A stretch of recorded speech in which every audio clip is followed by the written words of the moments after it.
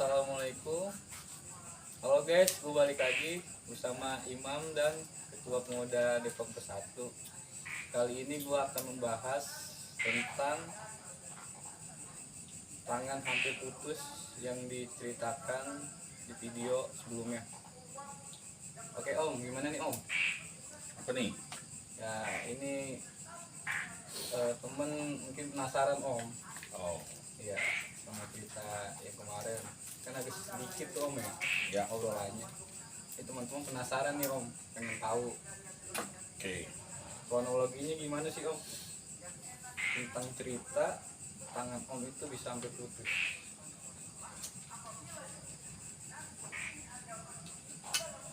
Oke guys. Kejadiannya sih 2015.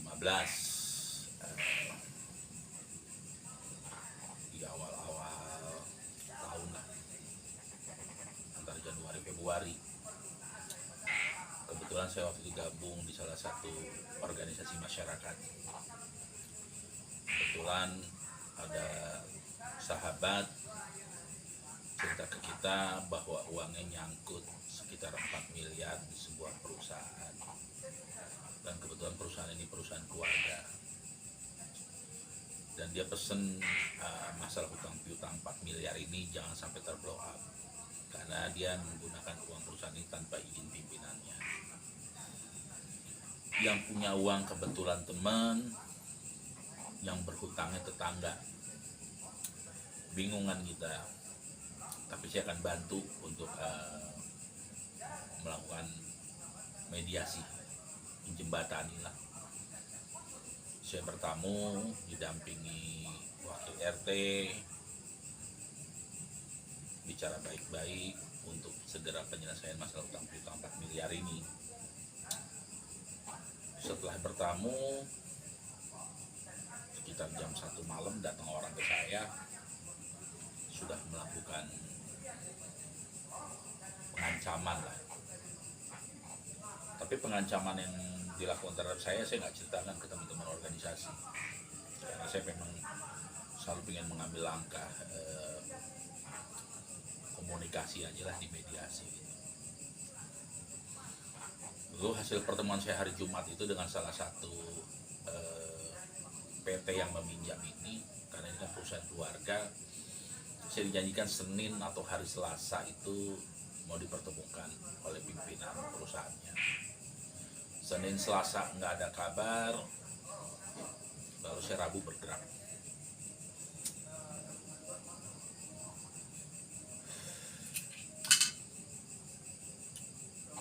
Saya datangi sesuai alamat yang diinfokan pemilik uang ini, tapi saya di sana ketemu seorang ibu-ibu yang bilang tidak mengenal dengan orang yang saya maksud ini. Akhirnya kami pulang, malamnya kami balik lagi ke RT. RT bilang ini warga saya.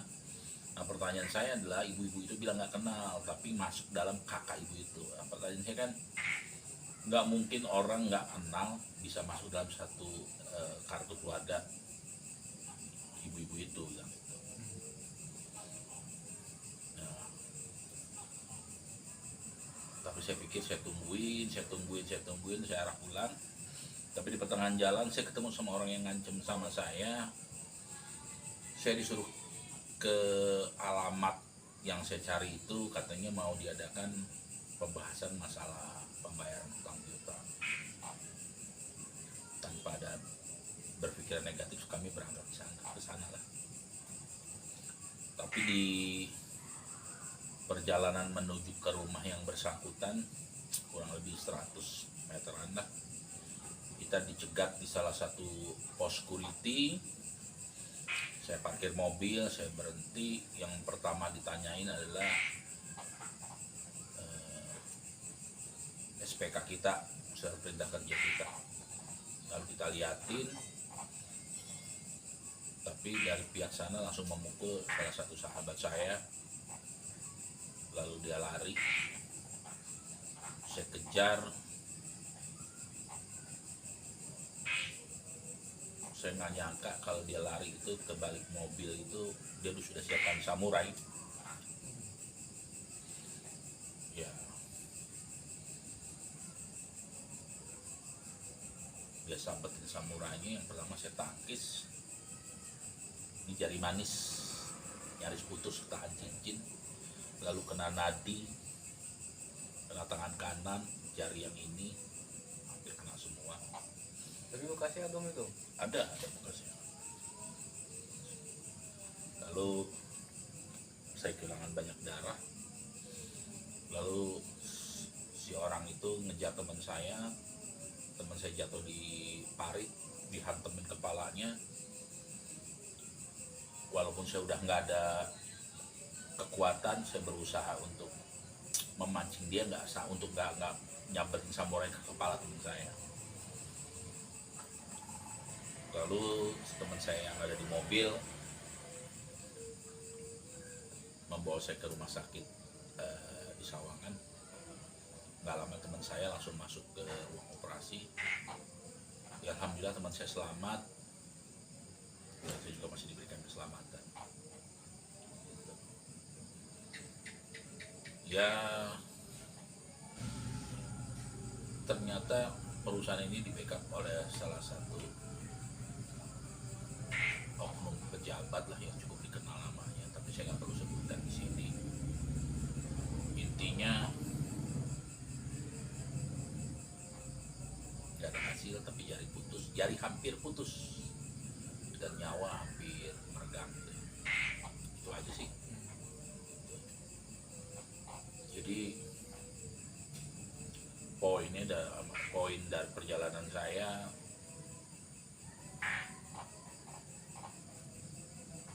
sebenarnya urusan tadi menagih ini kan beresikonya berat lah, besar, paling udah sampai 4 miliar. Istri saya waktu saya berangkat pagi-pagi di awal bilang, "Pak, ini nggak akan terjadi apa-apa karena 4 miliar." Nah, inilah ucapan itu kan sebagai doa, Bang.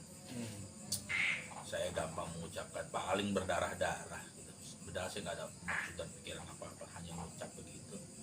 Dan kejadiannya saya berangkat pagi jam 9, hasilnya seperti ucapan saya tadi pagi, ya saya berdarah-darah dan hampir meregang nyawa. Itu aja sih dari saya, itu aja sih, Bang. Apalagi yang mau ditanyain?